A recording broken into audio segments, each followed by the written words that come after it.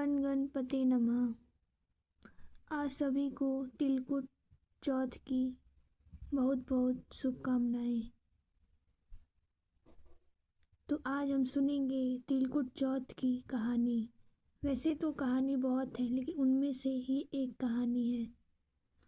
एक शहर में देवरानी जेठानी रहती थी। जेठानी अमीर थी और देवरानी गरीब थी। देवरानी गणेश जी की भक्त थी। देवरानी का पति जंगल से लकड़ी काटकर बेचता था और अक्सर बीमार रहता था। देवरानी जेठानी के घर का सारा काम करती और बदले में जेठानी बचा हुआ खाना, पुराने कपड़े आदि उसको दे देती थी। इससे देवरानी का परिवार चल रहा था। माघ महीने में देवरानी ने तिल चौथ का व्रत किया।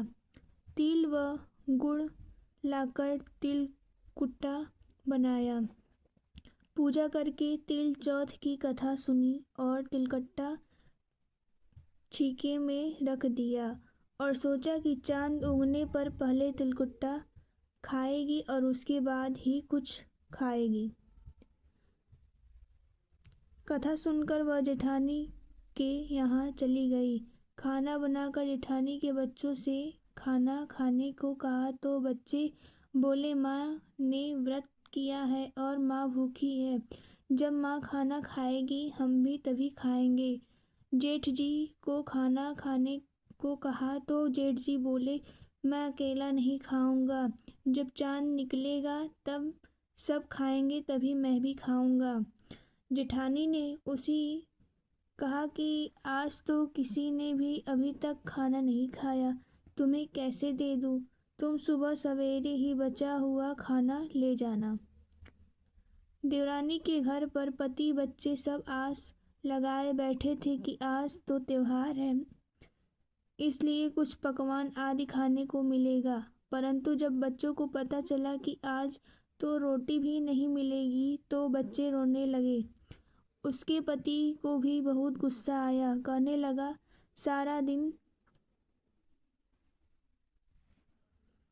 काम करके भी 2 रोटी नहीं ला सकती तो काम क्यों करती हो? पति ने गुस्से में आकर पत्नी को कपड़े धोने से मारा। धोना हाथ से छूट गया तो पाटे से मारा। वह बेचारी गणेश जी को याद करती हुई रोते रोते पानी पीकर सो गई। उस दिन गणेश जी देवरानी के सपने में आए और कहने लगे, धोने मारी पाटे मारी, सो रही है या जग रही है? वह बोली, कुछ सो रही हूँ, कुछ जाग रही हूँ। गणेश जी बोले, भूख लगी है, कुछ खाने को दो। देवरानी बोली, क्या दूँ? मेरे घर में तो अन्न का एक दाना भी नहीं है। जेठानी बचा खुचा खाना देती थी, आज वह भी नहीं मिला।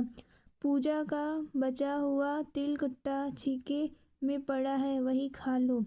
तिलकुट्टा खाने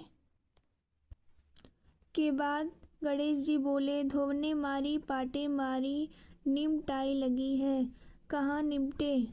वह बोली, यहाँ पड़ा घर, जहाँ इच्छा हो वहाँ निमट लो। फिर गणेश जी बच्चे की तरह बोले, अब कहाँ पोंछूं? नींद में मगन। अब देवरानी को बहुत गुस्सा आया कि कब से तंग किए जा रहे हैं। सो बोली, मेरे सर पे पोंछ। और कहाँ पोंछोगे? सुबह जब देवरानी उठी तो यह देखकर हैरान रह गई कि पूरा घर हीरे मोती से जगमगा रहा है। सिर पर जहाँ विनायक जी पोंछनी कर गए थे वहाँ हीरे के टीके व बिंदी जगमगा रहे थे। उस दिन जेठानी के यहाँ काम करने नहीं गई। बड़ी देर तक राह देखने के बाद जेठानी ने बच्चों को देवरानी को बुलाने भेजा।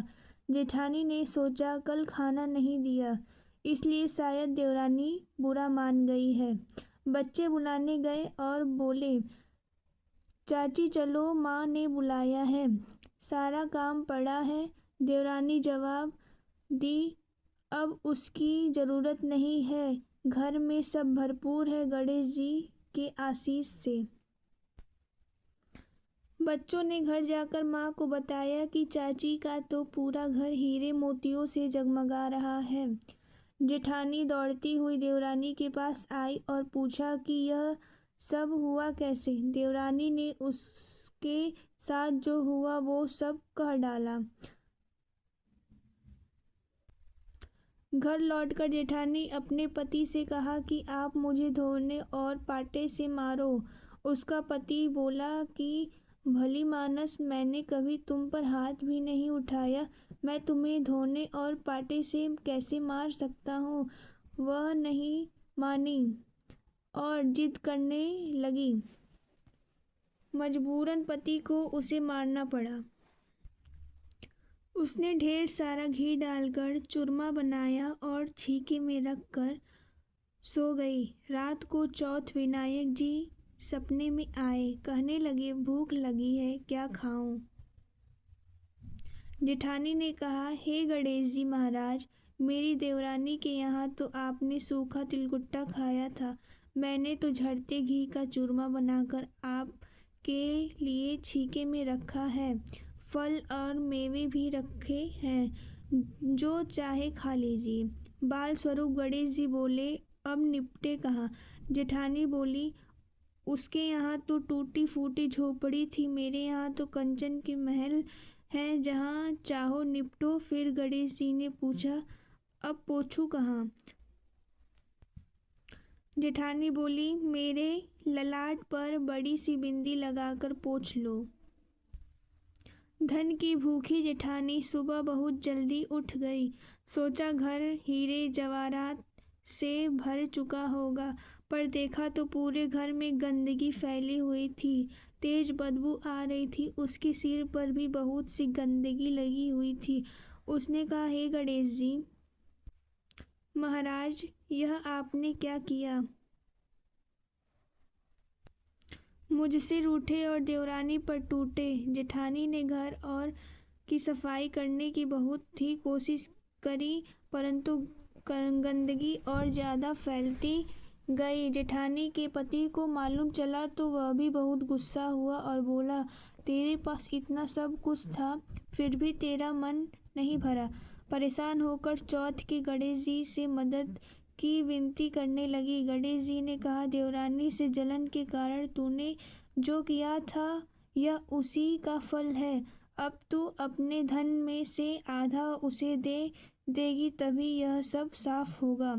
उसने आधा धन बांट दिया, किंतु मोहरों की एक हांडी चूल्हे के नीचे गाड़ रखी थी। उसने सोचा किसी को पता नहीं चलेगा, और उसने उस धन को नहीं बांटा। उसने कहा, हे श्री गणेश जी, अब तो अपना यह बिखराव समेटो। वे बोले, पहले चूल्हे के नीचे गाड़ी हुई मोहरों की हांडी सहित ताक में रखी 2 सुई के भी 2 हिस्से कर कर इस प्रकार गजानन ने बाल स्वरूप में आकर सुई जैसी छोटी चीज का भी बंटवारा किया और अपनी माया समेटी।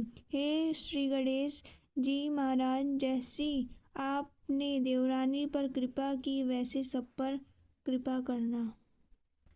कहानी कहने वाले, सुनने वाले व हुंगारा भरने वाले सब पर कृपा करना, किंतु जेठानी को जैसी सजा दी वैसी किसी को मत देना। जय श्री गणेश।